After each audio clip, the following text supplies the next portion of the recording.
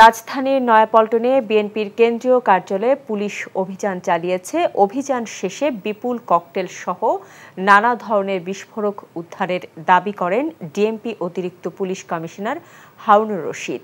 Office থেকে সাবেক ছাত্রদল নেতা শ্রাবণ সহ ৭ জনকে আটক করার কথাও তিনি জানান।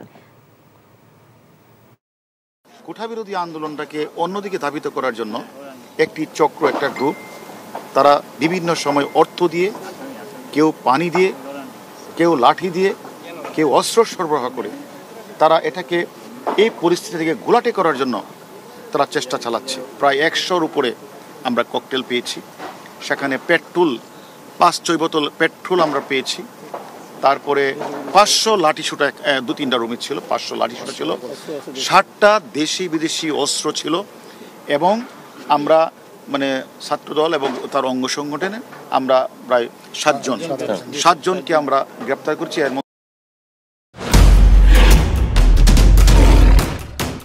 মাসুদ চেয়ারম্যান চাপলে কি জানোস না, এমন মায়ের মারুম কুত্তার মতো খালি সাইড পারবি।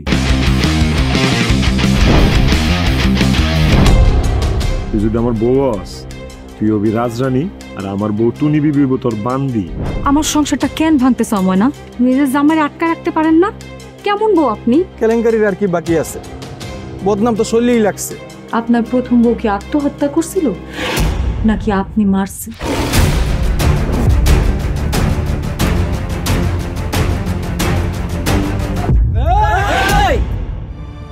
ময়না তো পালাইতে চায় না। ওরে পালাইতে হইবই। ময়না রে, তুই আমারে মাফ করে দিস। আমারে খাওয়ানোর মধ্যে বিষ মাখায় মেরা ফলাইতে চাচ্ছে।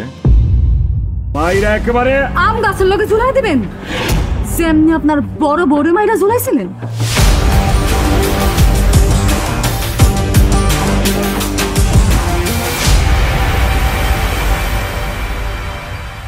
এখন জন্ম সনদ দিয়ে খোলো বিকাশ স্টুডেন্ট অ্যাকাউন্ট। নিজের বিকাশ নিজে কর।